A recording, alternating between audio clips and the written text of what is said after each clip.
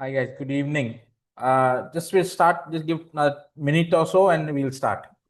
Okay, so what we thought of, we'll start with paper 6, a new paper, in case somebody else new is joining.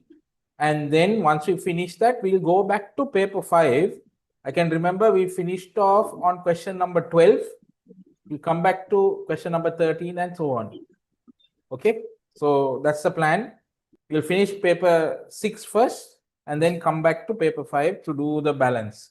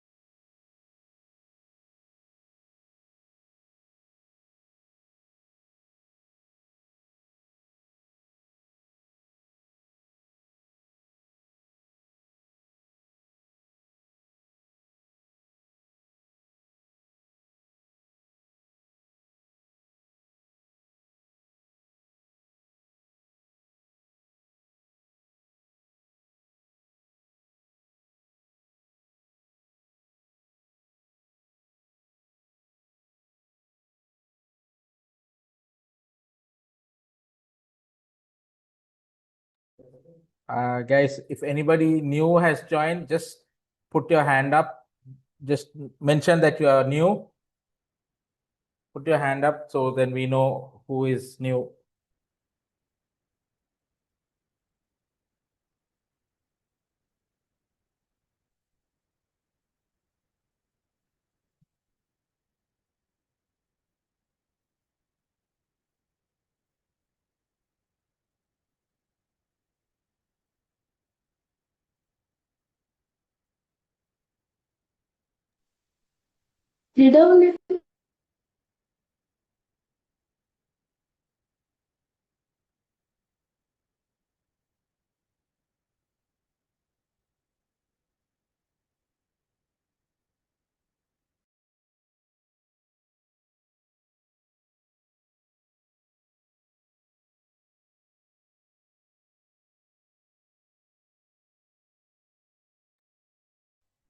All right, so welcome for the class. I know it's a long weekend starting tomorrow, and you guys have just finished your exams. I just had a look at some of the papers, actually part 2 of some papers, and it was looking very tough. So it doesn't matter. I mean, it's good to do tough questions now itself, tough papers, because then you know what kind of questions that might come in your O levels also. Right. So the harder questions you do, the better you become. You know how to tackle hard questions. Right. So don't worry about it. So we are going slowly. We're doing the short answer questions now. We'll carry on for the next 2-3 weeks with short answer questions. Then starting September 1st week, we go into paper 2. So that means September, October, November, December, and you have January, 5 solid months of paper 2 questions, and then a mixture of questions. So we'll be focusing mainly on paper 2 questions going into September, right? So how we do that paper 2 questions is like we take a full paper. We do part 1, part 2, part 1, part 2 like that, and get yourself ready for the O levels. You will see the tough questions coming forward now only. right?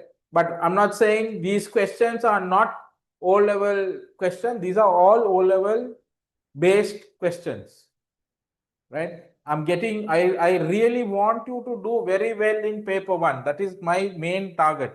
Once you do get into your 90s, 95 in paper one, paper two, you still have a cushion to take care of, right? That will give you enough time to push you to the A's, right? Don't worry. It is all about your mindset. You just have to focus and do questions one after another. Do the same question. Do new types of questions. Take up first term Western Province or Northern Province paper. Do first term papers. So you know what is doing they're doing in paper first term. Then take some papers in term two. Do those questions. So you're getting a mixture of questions which are going to help you to solve this problem. Right? So that's why I'm just I keep telling you all, the more questions you do, the better you become. Right? That is my motto. Right? So let's start with paper 6 now. And we're going to start with paper 6 actually. Sorry, I put on the wrong this thing. Paper 6.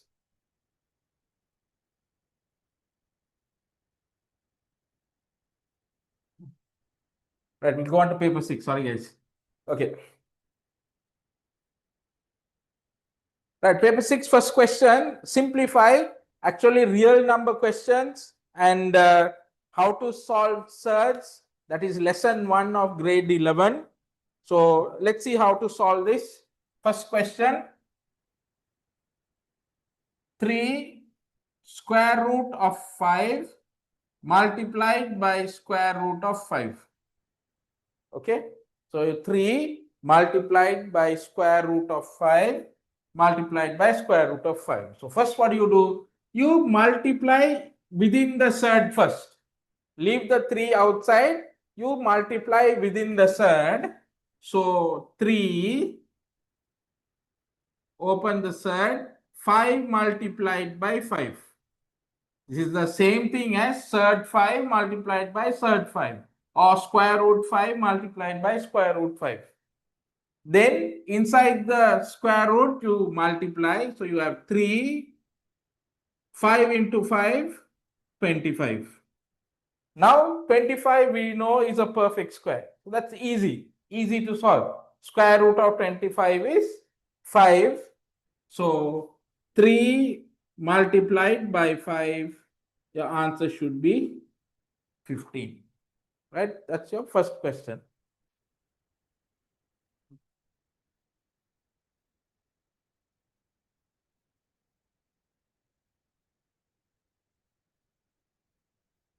Easy question. Question number 1.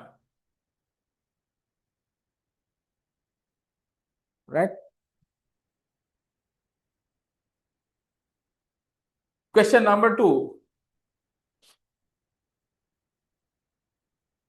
Logarithm to indices form. They're saying solve log base x 81 is equal to 4. So first the step you should do is write this in index form. So this is in log form. You write in index form. What is the index form? Base to the power of is equal to your number. So x to the power 4. Guys, hold on.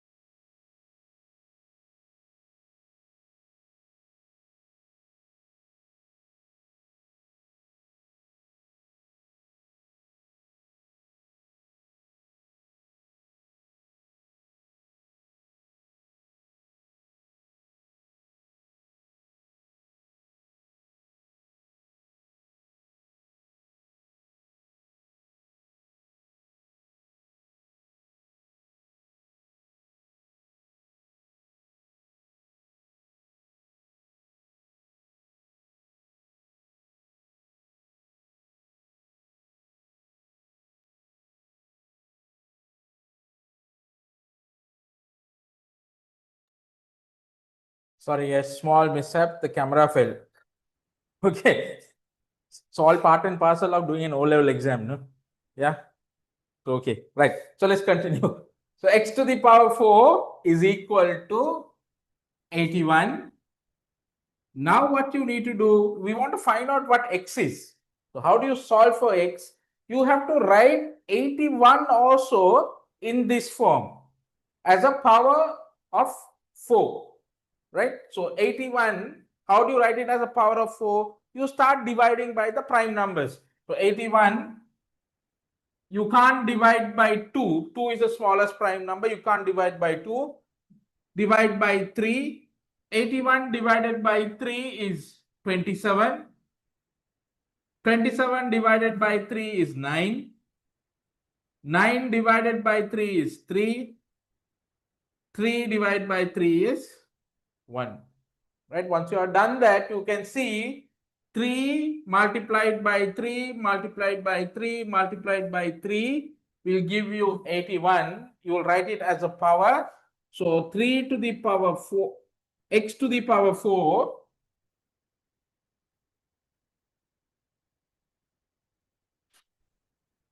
x to the power 4 is equal to 3 to the power 4. So one is 3 to the power 4. You know your powers are same. So according to theorem, powers are same. Therefore, your bases also become same. So x is equal to 3 is your answer for question number 2. Okay. Right. Question number 2, that should be your answer.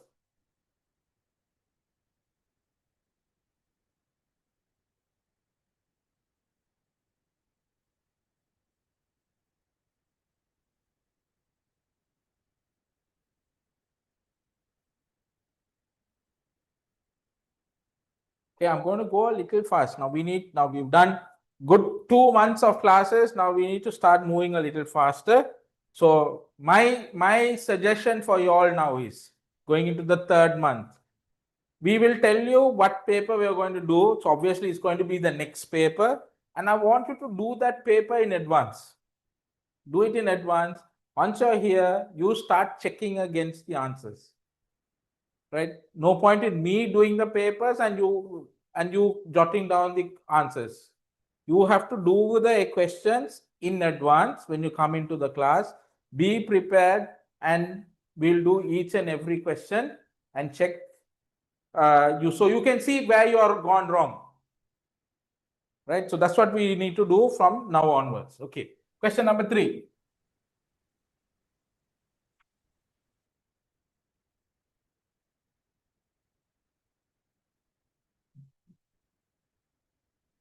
If ABD angle is equal to 42 degrees, find DBC angle. Right. So you have question number 3.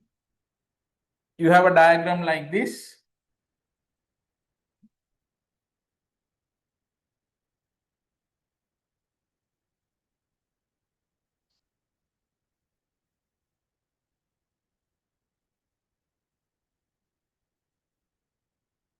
BD is equal to DC. They've given that to us. And they are saying ABD angle is 42 degrees. So this angle 42 degrees. So they want us to find out what is DBC angle. That is this. We want to find out DBC angle. Okay. Right. So by looking at this, we should be able to find it out. We know ABD is a triangle and BDC angle is an exterior angle of ABD triangle. Right? So we can straight away find out BDC angle by adding the two interior opposite angles. So this plus this will give you BDC angle. So BDC is equal to 90 plus 42, which is 132 degrees exterior angle of triangle ABD. Right? I'm going to give you the descriptions also. Exterior angle of triangle ABD. Right. So this angle now is 32. Now in triangle BDC, you can see BD is equal to DC. Therefore, both two sides of a triangle are equal. It is a isosceles triangle. Therefore, the opposite angles become equal. So then this angle and this angle become equal. So you have both of them as y and y. So now straight away we'll find out y. How much is y? 32 plus y, I'm going to say as 2y is equal to interior angles of a triangle 180 degrees. Solve for y, take the 32 to this side. So minus 32, 2y is equal to 180 minus 32 is how much? 180 minus, sorry, not 32, 132. Huh? This is 132. 180 minus 132, you're going to get 48 degrees. Y therefore is divide by 2, y is equal to 24. That is, this is 24, this is 24. They're asking you to find out what DBC angle, that is this DBC angle. So clearly write that. Therefore, DBC angle is equal to 24 degrees. That is your answer for question number 3. Okay, easy question.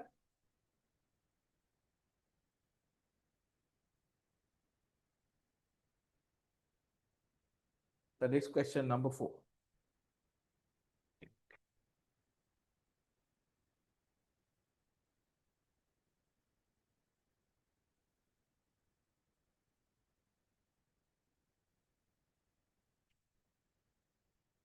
Right? Oh God. Just hold on. Again, there's a problem. Small issue. Wait.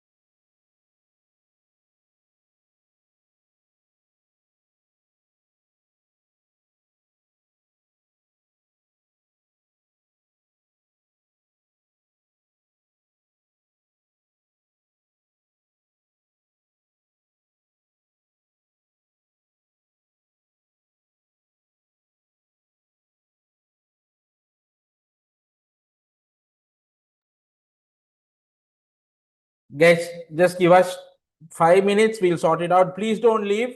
There is no technical issue. Just hold on. Just hold on for a few minutes, please. Thank you.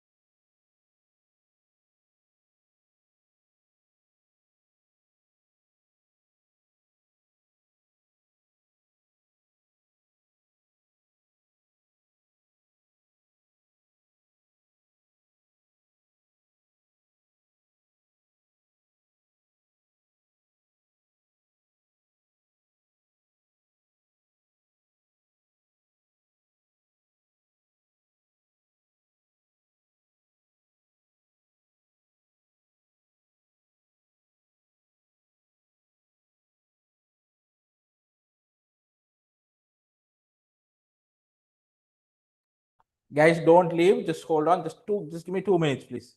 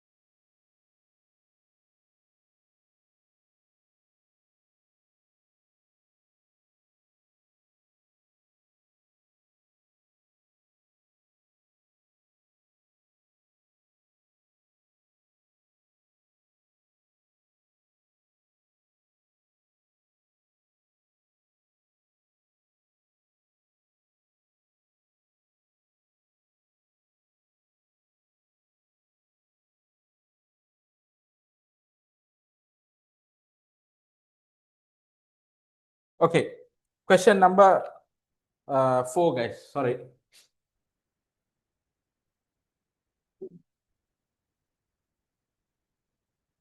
Right, they're saying how long will it take to cover a distance of 25 kilometers if a vehicle travels at 100 kilometer per hour speed?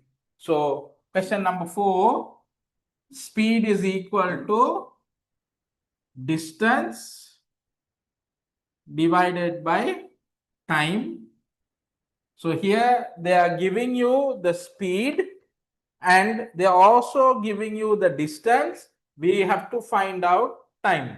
So time becomes the subject of your formula. So time is equal to distance, which is 25, over speed, which is 100 kilometers per hour.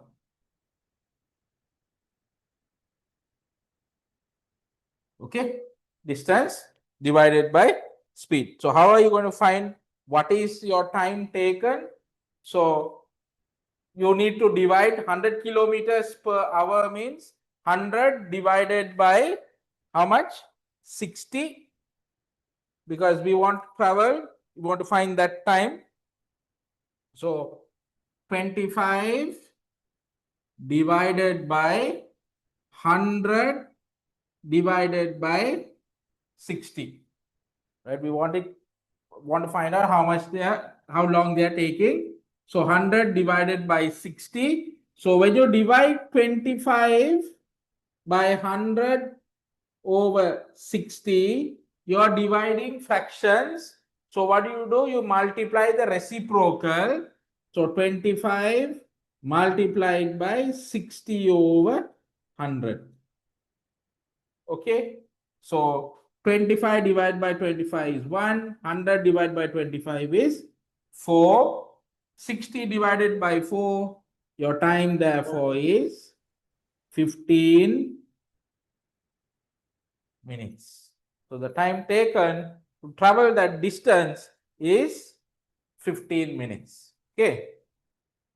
This is the long way of doing it. You can take small shortcuts as you are convenient, at your own convenience, right? So don't panic.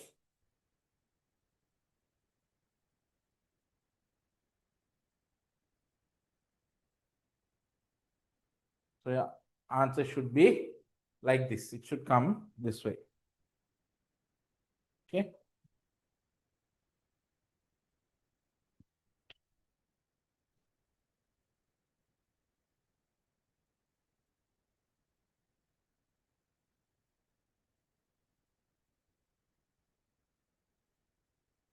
Right. Let's go on. Question number 5. Question number 5.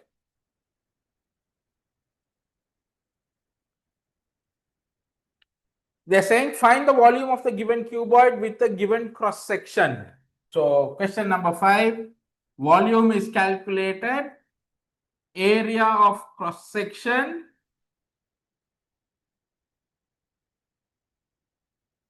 into length.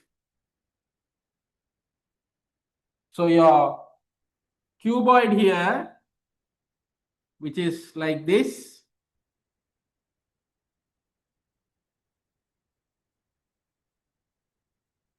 right? They are saying the length of one side of your square cuboid face is 6 centimeters and the length is 15 centimeters. What do you need to do? First, find the area of your cross section. This is your cross section. The cross section is a square of 6 centimeter length. So what do you need to do? You need to find the area of this. That is the area of your cross section. So volume is equal to 6 multiplied by 6. This gives the area of the cross section, the square, multiplied by your length of your cuboid, which is 15. So 6 into 6 is 36 multiplied by 15. So 36 multiplied by 15, guys, how much? 6 into 15, 180, 6 and 3, 0, 14, 540. This is in centimeters cubed. 540 cubic centimeters. Yes. Somebody has raised the hand. What is the question? So why should we multiply by 6?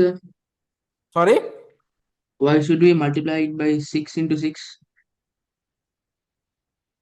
Yeah. So area of a square is what?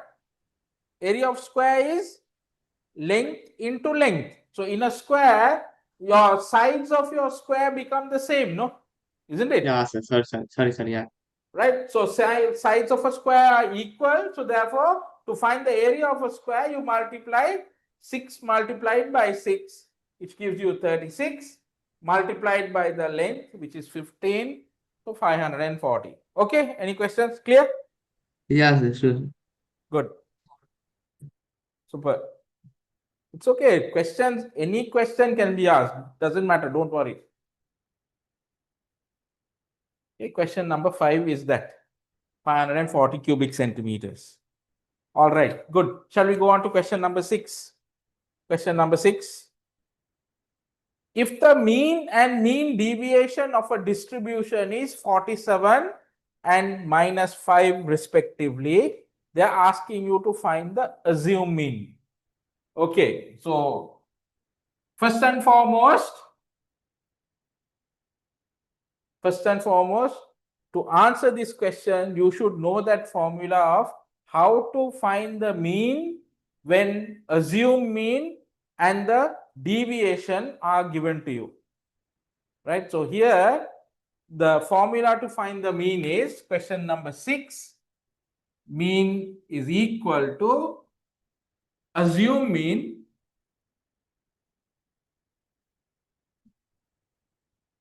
plus your mean deviation.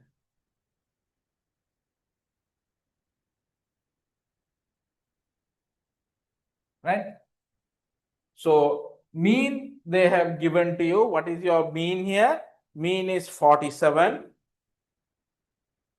is equal to assume mean already given to you, which they should have given, they are not given it. So they're asking us to find it. So we'll take that as x, your unknown, plus your mean deviation, they have given it to you, which is -5. How do you find the mean deviation, guys? How do you find mean deviation? What is the formula to find mean deviation?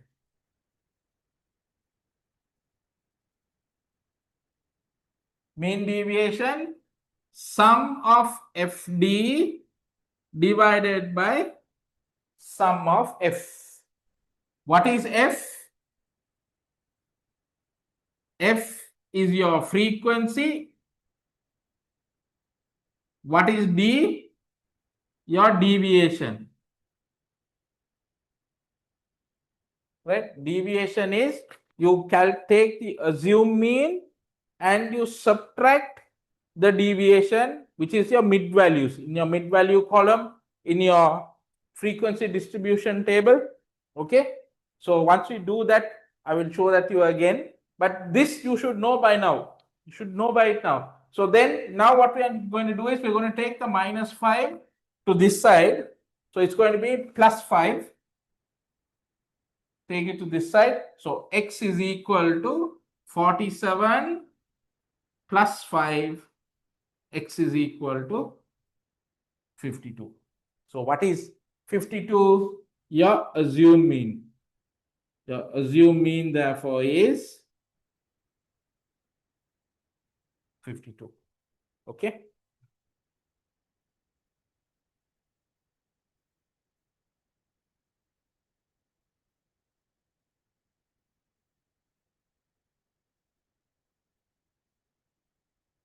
That should be your answer.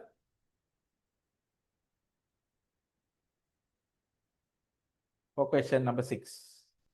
All right, let's go on. Question number 7.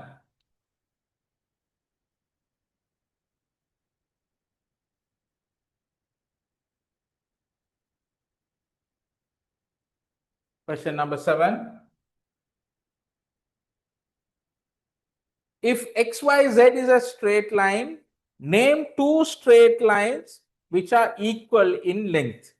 Right? So we'll draw the diagram.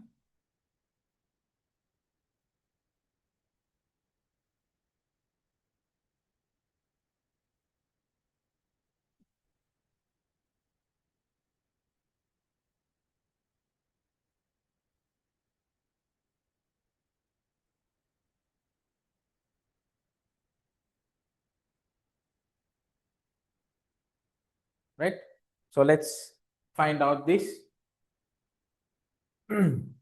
So they're asking us if XYZ is a straight line, name two straight lines which are equal in length. They're giving you this angle also as 20 degrees. Okay, right. So we have two interior opposite angles. We can find out this angle by adding the two interior opposite angles is equal to your exterior angle. So what is your exterior angle? WYZ. WYZ angle is your exterior angle. So WYZ angle, which is your exterior angle, is equal to 60 plus 80 which is 140 degrees, right? So we're trying to find out two lines which are going to be equal, right? So this angle 140. Then if you take the triangle WYZ angle, two angles we already know. What are they? 140 and 20. We'll try to find out the third angle. So inside a triangle, interior angles add up to 180 degrees. So this angle 140, this is 20. So YWZ angle is equal to, interior angles we know is equal to 180. Out of that, two angles we already know. So 180 minus 140 plus 20. 180 is equal to 140 plus 20 is 160. Therefore, YWZ angle is equal to 20 degrees. This angle is 20. So if you look at WYZ triangle, to take WYZ triangle, two angles are equal. So when two angles are equal, straight away you should know through your knowledge of types of triangles, two angles equal means it is an isosceles triangle, and the sides opposite to these equal triangle angles are also equal. So that means the side opposite to this 20-degree angle is YZ, and the side opposite to this 20-degree angle is WY. So these two lines become equal to each other according to theorem of interior angles of triangles and the type of triangle. So we have that this is a isosceles triangle. So in triangle WYZ, WYZ angle is equal to YZW, right? We can say therefore WY is equal to YZ. So those are the two lines which are equal in length. Okay.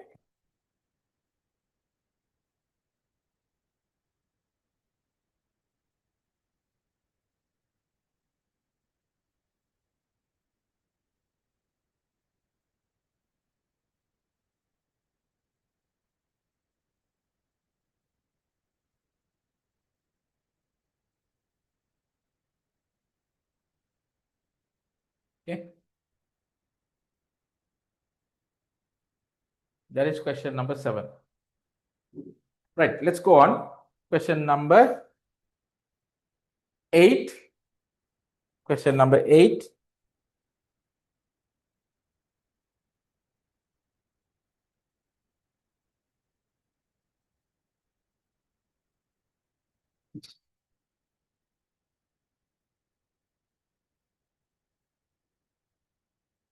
The given pie chart shows about the favorite subjects of grade 9 students.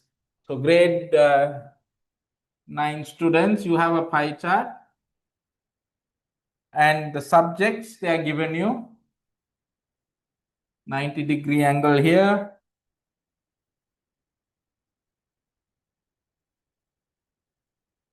right? So this is history, maths, Tamil,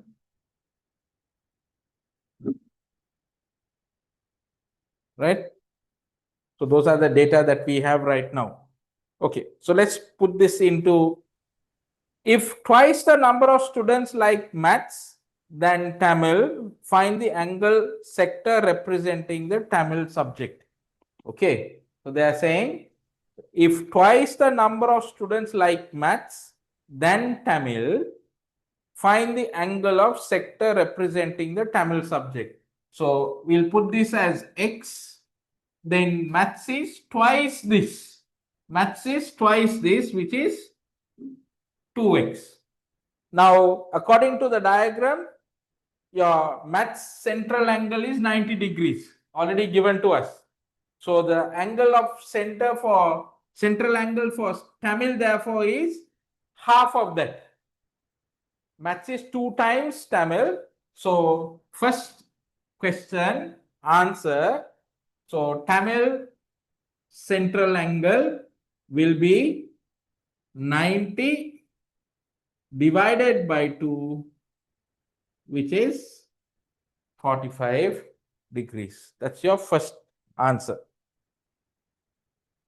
Okay, 45 degrees will be your first answer. Second answer, they are asking you, the angle of sector representing science is 120 degrees. Calculate the angle representing English. So we'll take this as science and we'll take this as English. And they are saying the angle representing science is 120. This is 120. Right? Calculate the angle representing English. Right? Angle representing English.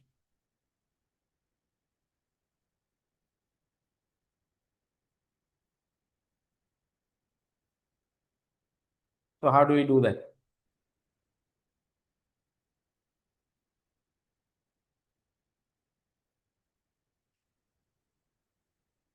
We'll take this and do this question quite carefully. So we know from our information here, this is 120 degrees. This is 90 degrees. This Tamil is 45 degrees. English, we don't know. And history also, we don't know. 60 degrees, sir. History. History is 60 degrees? Yeah. Okay, history is given already. Okay, 60 degrees. Okay. History is 60 degrees in the diagram. Now, what you need to do, you need to find out English, which is quite easy, straightforward. You take the total central angles, which is equal to 360, and you subtract all the known central angles, and you will find out how much is English. So that is easy. So English is equal to 360 minus 90 plus 60 plus 45 plus 120. Okay. So 360 is equal to minus 90 plus 60 is 150. 150 plus 120 is 270. 270 plus 45 is 315. So English therefore is 360 minus 315, which is 45 degrees. So this central angle is 45. Okay. Easy question. Then they are asking you, third question, if 12 students liked history, 12 students liked history, find the total number of students, right? So apply your knowledge in grade 10 direct proportions, sorry, grade 9 direct proportions. We know if 12 students are represented by 60 degrees, then 360 degrees will be how many students? Direct proportion. Third question, if 12 students is equal to 60 degrees, you can also use the unitary method. One student is how many degrees? So 12 is 60, then one student is equal to 60 divided by 12, which is 5 degrees. Okay, so each student is represented by 5 degrees. Then total number of students therefore is how much? Total students is equal to 360 divided by 5. So 360 divided by 5, how much, guys? 36 divided by 5 is 7. 1 remainder, 10 divided by 5 is 2. So totally you have 72 students in the class. Okay. All right. Then express the percentage of students who like English. So I'm going to do that here, fourth one. Percentage of students who like English means you have to take how many students who like English and take it as a percentage of your total number of students. So total number of students we know 72 students, but we don't know how many students like English. So English we'll find out how many students like English. We know from the calculation in 3, each student is 5 degrees. That means in English there are 45 degrees. So 45 divided by 5, 9 students like English. Okay. Straightforward question. You can take the information from question number 3 and apply it to question number 4. Okay. So English, 45 students divided by 5. Total number of students who like English is 9. Okay. Then as a percentage, so 9 over total number of students 72. So 9 over 72 multiplied by 100. Okay. So 9 divided by 9 is 1. 8 divided by 72 divided by 9 is 8.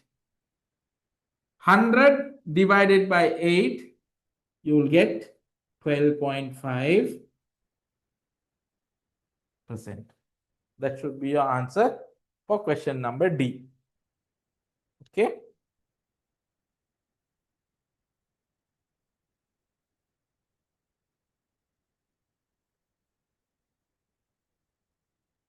I'll just show it to you one by one. So first question answer, then second question answer.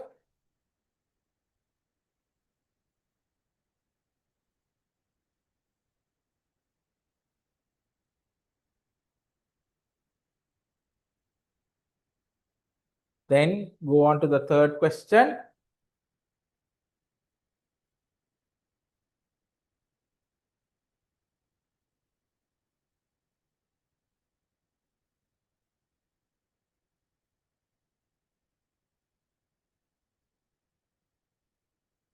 The answer is that.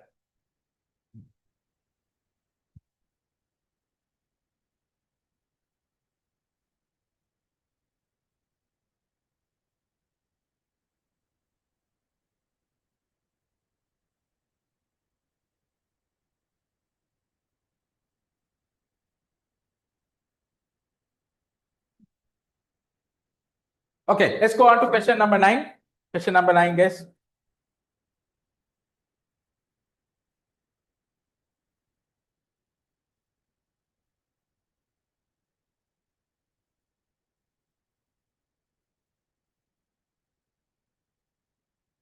Question number 9 says the annual value of a shop is 40,000 rupees. Urban Council charged 5% as assessment tax. The shop owner gave this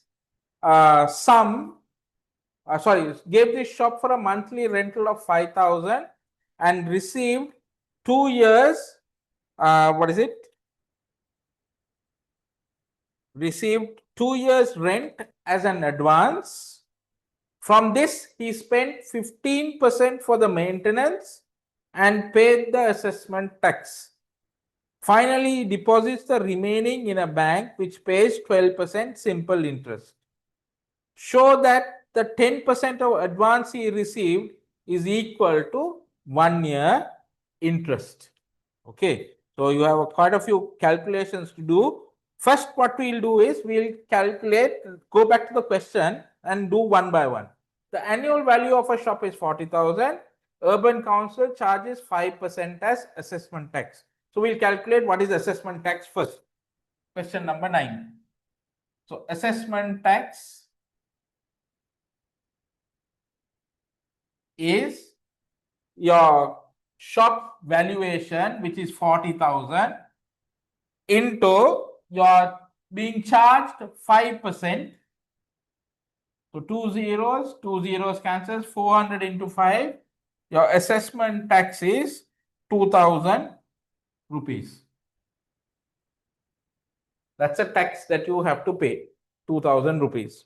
Next, the shop owner gave his shop for a monthly rental of 5,000 and received 2 years rent as an advance. So what we'll do now is we'll calculate what is the rent advance he got.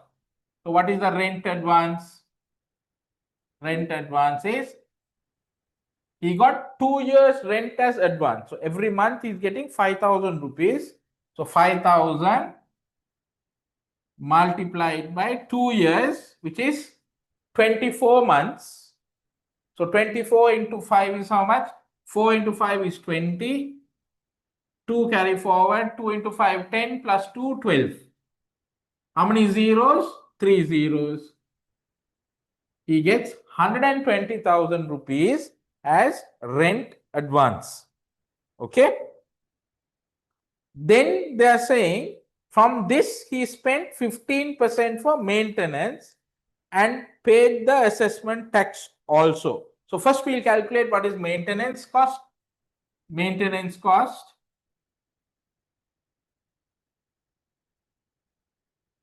is 15%. So 120,000 into 15% is 15 over 100. Okay. 2 zeros cancels, 2 zeros cancels. 1,200 multiplied by 15. 1,200 into 15. I'll just take the 12 and 15 first. That is 60. 180 plus 2 zeros. So your maintenance cost is 18,000 rupees. Okay, 18,000 rupees. They're saying from this he spent, that means what is this? The rent advance he got, he spent 15% for maintenance and paid the assessment tax. Assessment tax we already know, that is 20. Maintenance cost is 18. So what is the remaining money that he's having after paying these two? Remaining money,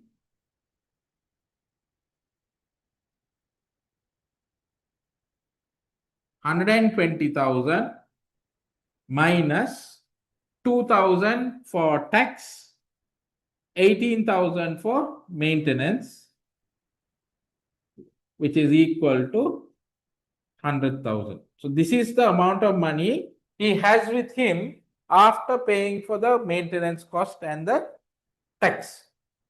Then they are saying he deposits the remaining amount, this amount, in a bank which pays 12% simple interest. Show that the 10% of advance he received is equal to 1 year interest, right? So first we'll find out what is the interest income for 1 year. Interest income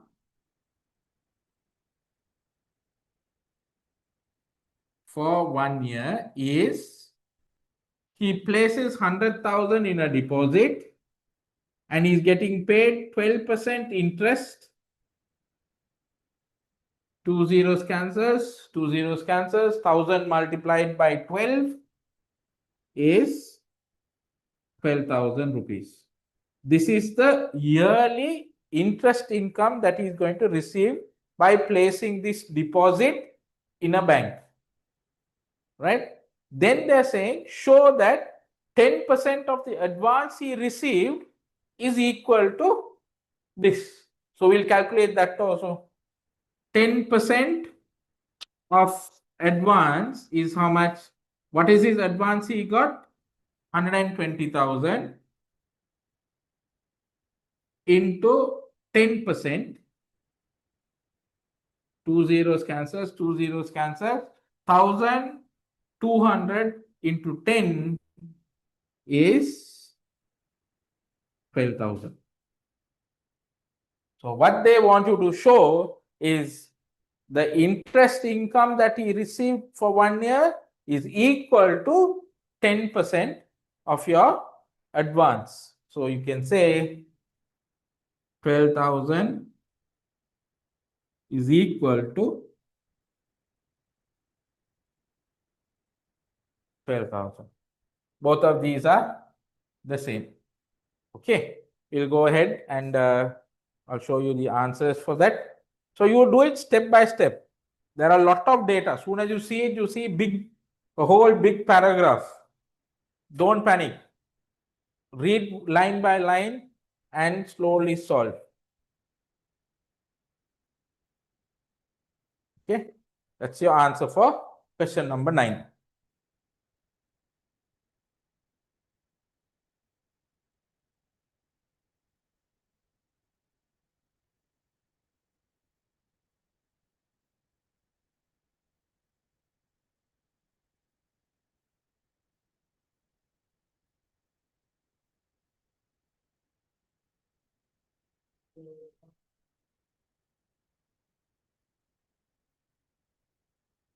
Okay, shall we go on? Please take your rulers, protractors, all of that for question number 10.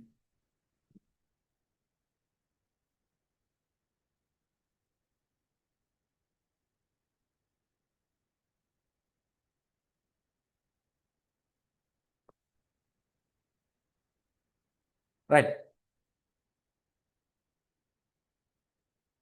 Let's go on. Question number 10, last question. A bus leaves Jaffna and travels a distance of 50 kilometers on a bearing of 105 degrees until it reaches Kilnoche. Then it travels a distance of 70 kilometers on a bearing of 70 degrees and reaches Vaunia. Taking 1 centimeter to represent 10 kilometers, draw the suitable scale diagram. Right? So what is your scale, guys? We'll do that first. What is the scale? 1 centimeter is equal to 10 kilometers.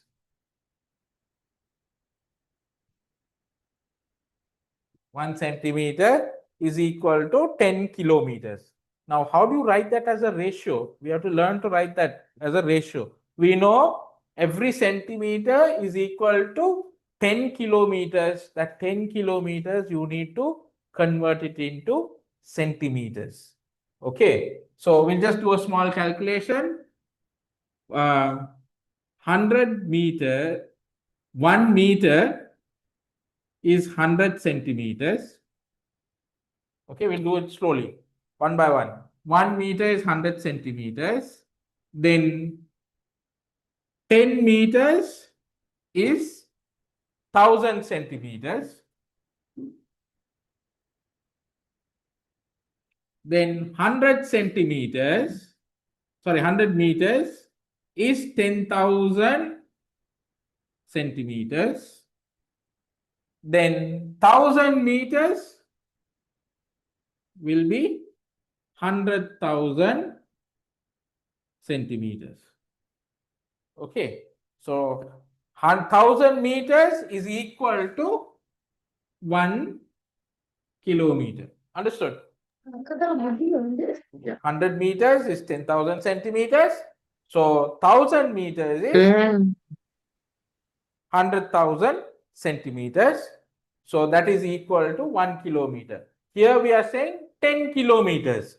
Therefore, 10 kilometers will be equal to 1 million centimeters.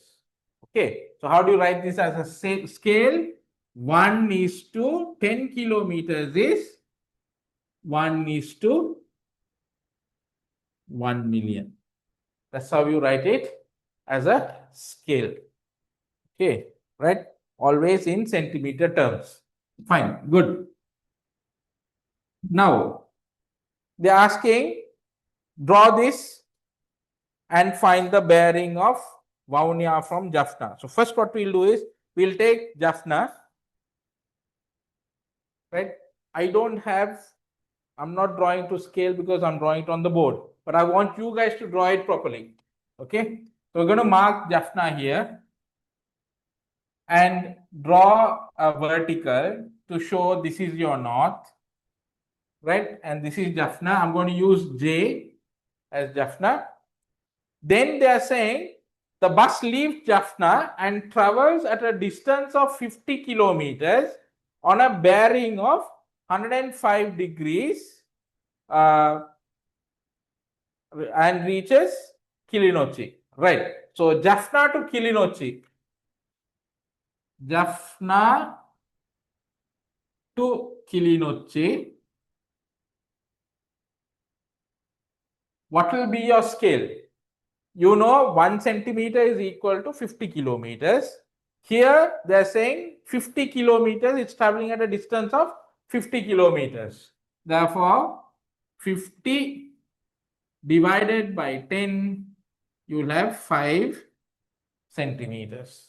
Okay, right? So now, and a bearing of 105 degrees. So from here, using your protractor, you need to get 105 degrees in clockwise from the north, clockwise, like this. Okay, so 105 degrees, please use your protractor, measure and take 105 degrees, and from here you should have 5 centimeters length. Okay, 1, 2, 3, 4, 5 length. Okay, mine is not accurate, but I want you to draw it correctly with your protractor. This should be 5 centimeters, which is 50 kilometers, and he reaches Kilinochchi. Okay, and then it travels a distance of 70 kilometers on a bearing of 30 degrees and reaches Vaunia. So Kilinochchi to Vaunia, they are saying it is 70 kilometers. We know every centimeter is 10 kilometers. Therefore, 70 divided by 10, your distance between Kilinochchi and Vaunia in the scale diagram is 7 centimeters. So before you do that, what you can do is draw a vertical like this, just to show the north. Right? Then use your protractor, measure 30 degrees and 7 centimeters this way. Okay, 1, 2, 3.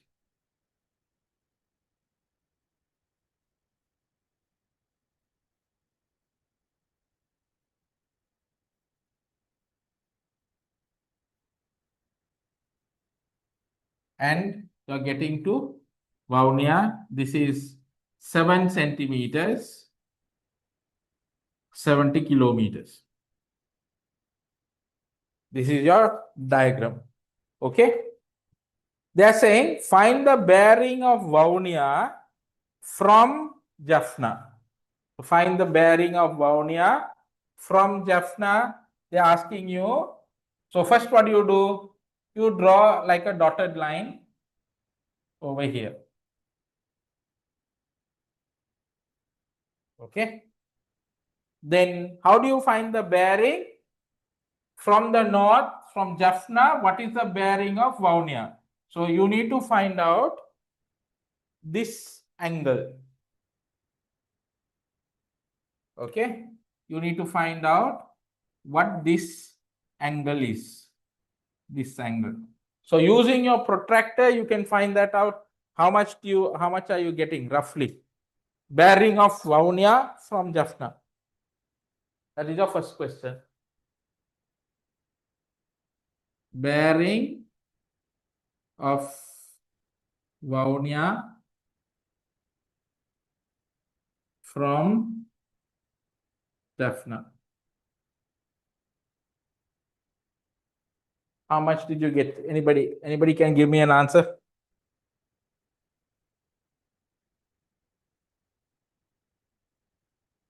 Anybody can give me an answer for that? So use your protractor, no? If you are drawn it correctly, from here 105 degrees, 5 centimeters, then these two lines should be parallel to each other, huh? Right? Then 30 degrees to Vaunia, 7 centimeters, 70 kilometers. Now they're asking you, what is the bearing of Vaunia from Jaffna? You need to find out this. If you use your protractor correctly and you have drawn this correctly, you should get 54 degrees. Okay. If you have got 54 degrees, then your answer here, bearing of Vaunia from Jaffna, is how much? 054 degrees. Please give it in 3 digits. 054 degrees. Okay. Then they're asking you what is the actual distance between Jaffna and Vaunia. These two, what you need to do is use your ruler and measure. When you measure, I think you will get 12.4 centimeters. You should get approximately 12.4 centimeters. That is the distance, your scale diagram between Jaffna and Vaunia, right? So that is your third question. Actual distance between Jaffna and Vaunia, 12.4 centimeters into 10, which is 124 kilometers. 124 kilometers. Okay. 12.4 into 10 will give you 124 kilometers. All right.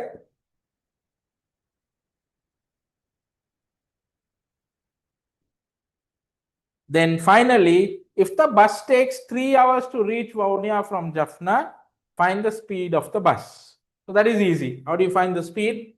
Speed is equal to speed 124 kilometers divided by 3 hours. Your answer should be 124 divided by 3, roughly 41 kilometers per hour. This should be your answer. 124 kilometers divided by 3 hours. Your speed is 41 kilometers per hour. Okay, that's your speed.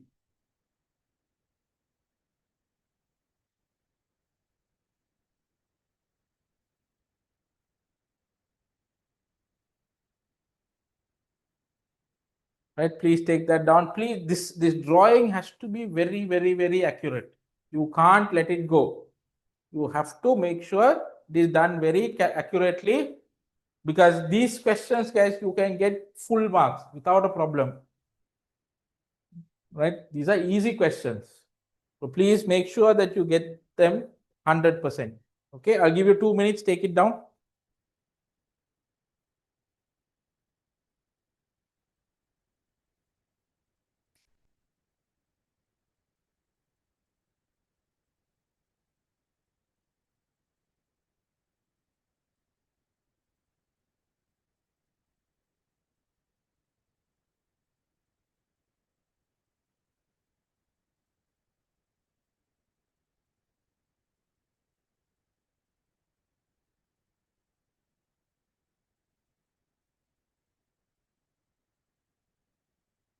Right. So shall we go on to paper 5? Please go on to paper 5.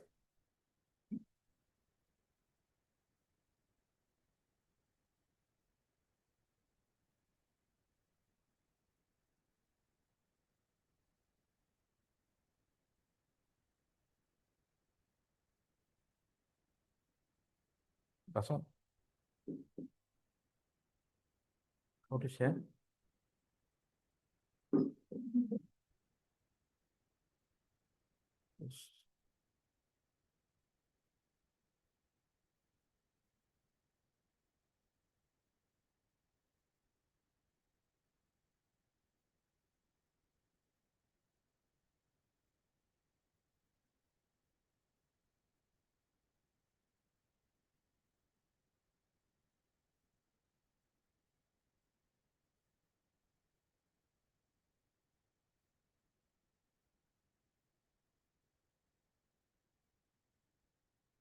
Okay, guys, let's go on to paper question number 13 in your paper 5.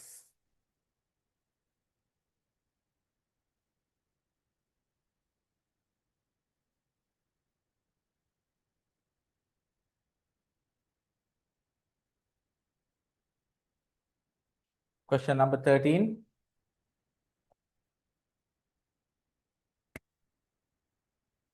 Right. So here they're saying in the figure, AB is a vertical post. BC and D are 3 points on the horizontal ground. Name the angle of elevation of A from C. So let's quickly draw this. Question number 13.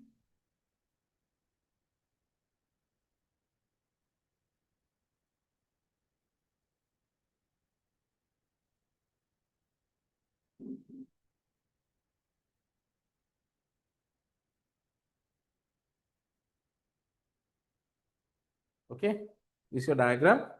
They're asking you to show the angle of elevation of A from C. So what is angle of elevation? This is your eye level. You look upwards. So when you look upwards, the angle that is created between the eye level and what you're looking is your angle of elevation. So if you're looking from C to A, the angle of elevation is this. Right? Angle of elevation of A from C. This is your angle of elevation. So what is your angle of elevation? ACB angle. Right? Angle of elevation is ACB angle. So that's your first answer. ACB angle. That is this. Okay. Then they are saying the angle of depression of D from A. Angle of depression of D from A is, what is angle of depression? Eye level. This time you are not looking up, you're going to look down. So this is your eye level. X is your eye level.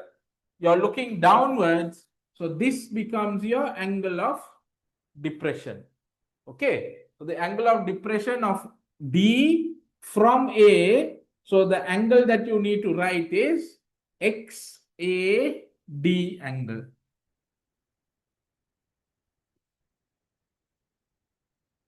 Those are your two answers for question number 13. Easy ones.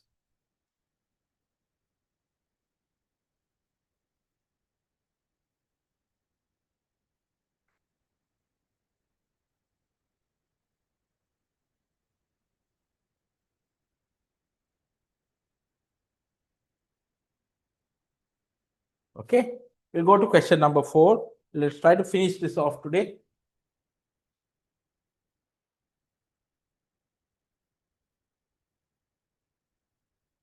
Right. Question number 4. The volume of the prism is 36 centimeters cube. Find the value of X. Easy question. We've done this earlier. It's a right prism.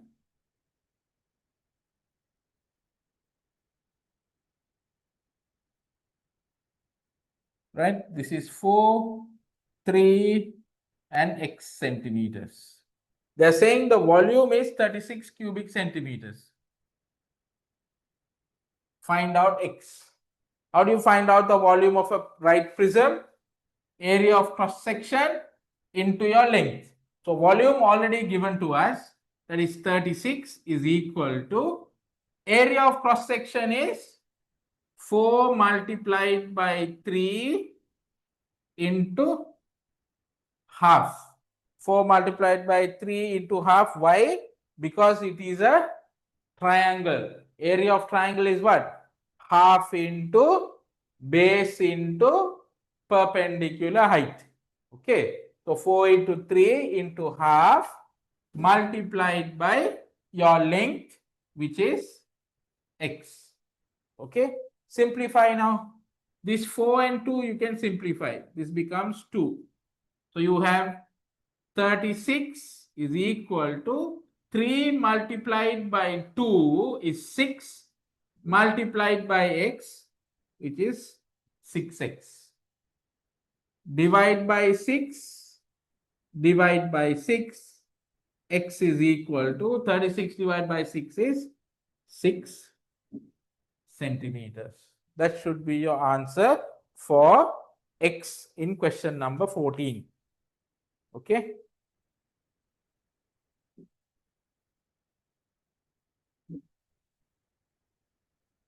X is equal to 6 centimeters.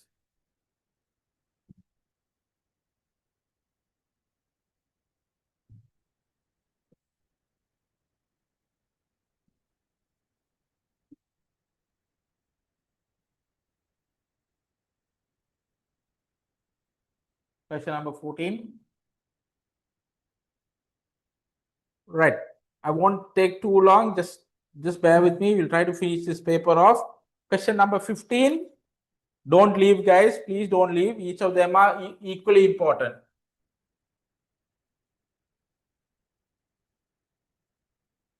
Right. Question number 15. Put a tick in front of the features that are common to both. It has to be common to both square and rectangle. And put an X in front of the features which are not common to both square and rectangle. So we'll just draw a square and a rectangle.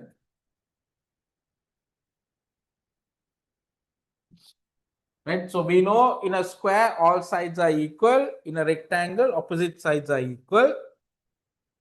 So first question, statement, angles at vertices are right angles. So here you have a right angle, right angle, right angle, right angle, right angle. So first question, question number 15, first one, tick. Correct. Okay, all are right angles at the vertices. Diagonals bisect each other perpendicularly. Perpendicularly means like this. They at 90-degree angles. So here your diagonals are what? Your diagonal is here. Diagonal here. Over in a square, they bisect perpendicularly.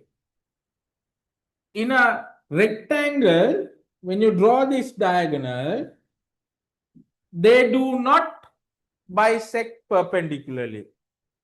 Okay, so but the statement here they're saying if both, it has to be common to both. Okay, so here that statement is only true to squares, not for rectangles. So for the second statement, you put a cross. Okay, be very careful. And then they are saying diagonals are equal in length. So in a square, all diagonals are equal to each other. Here also diagonals are equal to each other. Okay, so your last statement is also correct. Okay, that is your 15th question. Easy question, straightforward. So these rules you should know by now. Fine, let's go. 16th. 16th question.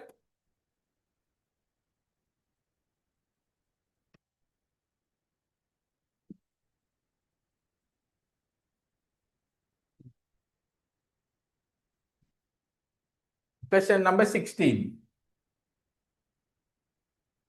They're saying fill in the blanks. X plus y whole thing squared is equal to x squared plus dash plus y squared. Okay, x squared plus dash plus y squared. So first what do? You factorize this, expand it and find out. X plus y squared is x plus y into x plus y.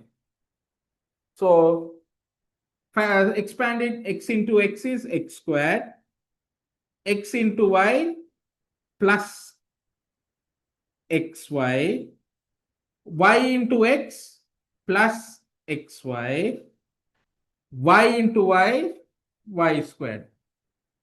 Right? Simplify now.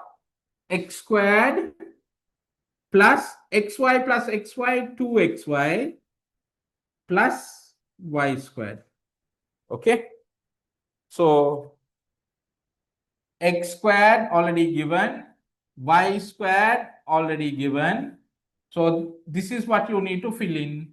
So 2x y should be your answer in the middle.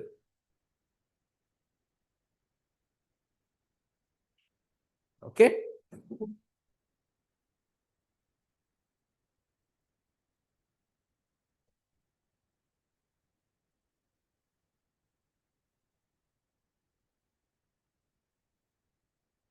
All right, good. 17th question.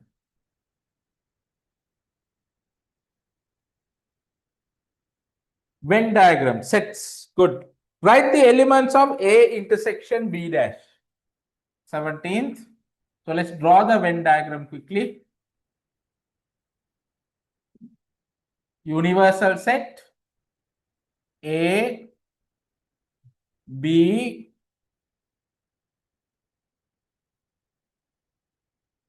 nine, 4, 2, 3, 7, 5, 8, and 6. Okay, right. So they're asking you write the elements of A intersection B. So first what we'll do is we'll write the set of A. Set of A is this. All the numbers within A, 2, 4, and 9.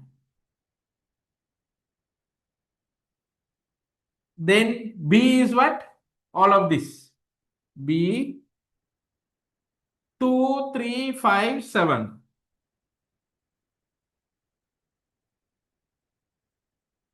Okay. Then they want A, we already have. They want B dash, B complement. So what is B complement? Anything other than this. So B dash is anything other than this, that is 4, 6, 8, and 9.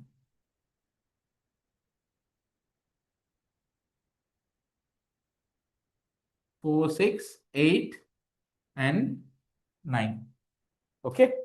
Now they want A intersection B dash. What is intersection? What is common to two sets? Intersection means common to two sets. So if you look at A and B dash, A and B dash, what are the elements which are common to both? There is 2 here, no 2 here, 4 here, 4 here, 9 here, 9 here. So those two are the elements which are common to both of them, right? So A intersection B dash is 4, 9. What is that region if you have to shade it? This region. That is your region A intersection B dash.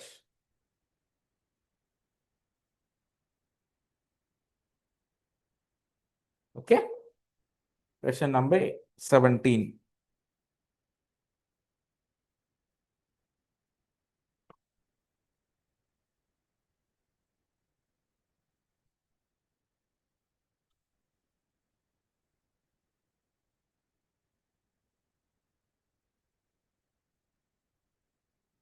Right. Question number 18.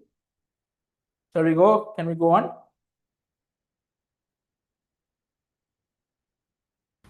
Yes, sir. Question number 18.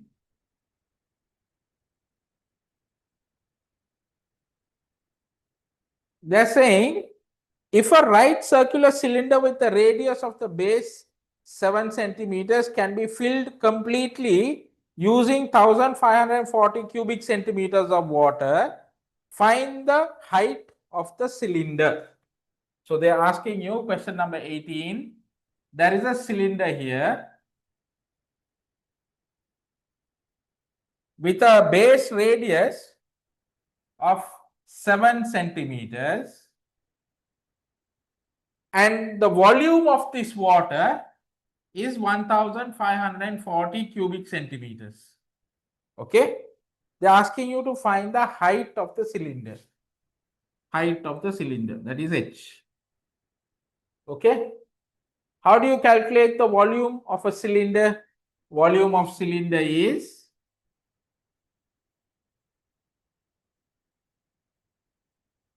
area of circular base into height. Okay, right? So volume of cylinder we know 1540 is equal to area of circular base is pi r squared. Pi r squared is 22/7 into radius, which is 7. So 7 into 7 into h. So we have to solve for h. Okay, solve for h. Simplify, these two sevens will simplify. Take it down, 1540 divided by 22 multiplied by 7 is 154, which is equal to h. This 22 and 7 will bring it down to the denominator on the other side and divide 1540 divided by 154. H is equal to how much? 154, 1540 divided by 154, 10 centimeters. Easy question. Okay.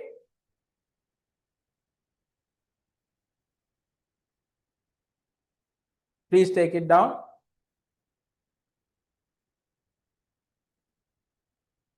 If you want, I'll just expand this and show you. This is 1540 is equal to 22 into 7, 154 h, divide by 154, divide by 154, you will get h is equal to 10 centimeters. Okay, that is question number 18.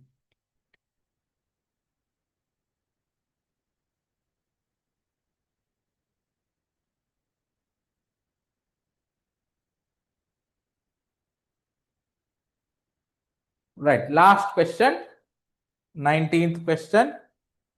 19th question.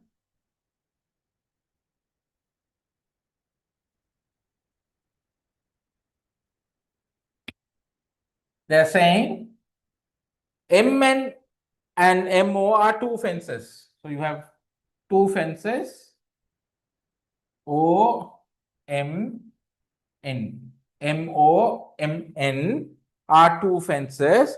A lamp post P has to be fixed on MO. So it has to be fixed on this fence. On this fence, a lamp post P has to be fixed on MO equidistant to M and N. Equal distance from M and N. Mark a point P using the knowledge of Loci to show the lamp post. So what do you need to do? If it has to be equal distance from M and N, you have to draw a perpendicular bisector. So how do you draw a perpendicular bisector? Take your compass little bit more than half, draw an arc here, draw another arc here. Keep the same compass radius on N and draw another arc so that both of them cut like this. And then draw a straight line like this. So when you draw the straight line, this becomes your locus. What is locus? A point which is going to be at an equal distance from M and N. So anywhere on this line, you're going to have an equal distance to the two M and N. So what they want is it has to be on MO and equal distance to M and N. So where this line intersects MO fence, you mark the point and name it as P. So that means what? It's on this straight line, this locus. At the same time, at this point, it is going to be at an equal distance from M and N. Okay, that should be your answer for your 19th question. This is drawn a little awkward, your diagram, but it should be right in the middle. Huh? This should be right in the middle, not how it is drawn in the slide. So please be careful with that.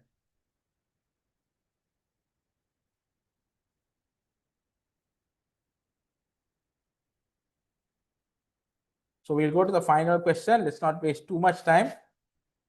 Go to the final question.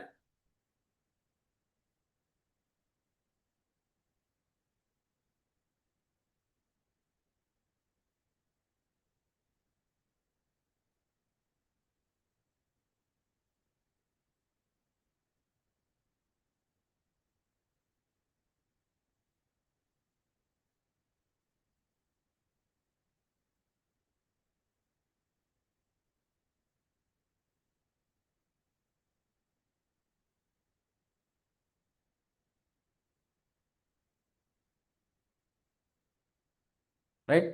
They're asking you to find the perimeter of this figure. So to find the perimeter, you need to find out this length, right? Because all the other lengths are given to you, right? You need to find out that length, which is DC length. So in order to find the DC length, you can see that there are two right angle triangles. Okay. So if we find the hypotenuse, that is AC of this triangle, and AD of this triangle, and subtract AD from AC, we should get DC, right? That's the main idea of this, how to solve. So we'll find out AC. We have a right angle, so we'll use the Pythagoras theorem. AC squared is equal to 12 squared plus 5 squared, 144 plus 25, 169. AC is equal to square root of 169, which is 13 centimeters. AC is 13. That's the full length. Then what you need to do, find out AD in this triangle. So this is E. AE is AE is 5 squared is equal to AD squared plus 4 squared. Okay, AD squared plus 4 squared. So take the 4 squared to this side. That is 25 minus 16 is equal to AD squared. So AD therefore is square root of 25 minus 16 is 9, which is equal to 3 centimeters. Okay. So if AC is 13, AD is 3, then DC is what? DC is equal to AC minus AD. This whole length is AC. AD is 3. So AC minus AD, that is 13 minus 3 is 10, which is this. Okay. Question not over. They want you to find the perimeter. So perimeter is how much? Perimeter is equal to 5 plus 4 plus 10 plus 5 plus 12. Right? Don't, soon as you find this, don't leave it and go. You need to find the perimeter, which is the addition of all the sides. 5 plus 4, 9 plus 10, 15, 19 plus 5, 24, 24 plus 12, 36. centimeters. That's your answer for the 20th question. All right, good. All done. So we managed to do 10 questions of paper 6, another 7 questions of paper 5. So about 17 questions. Well done. Good. So any questions, any things, please send me any inquiries or queries. I'm happy to help you out. So going forward, we're going to work faster, a little bit faster, so that we're going to cover more questions. All right. Right. Take care. Bye bye. Have a good holiday. I'll see you guys next week. Good night.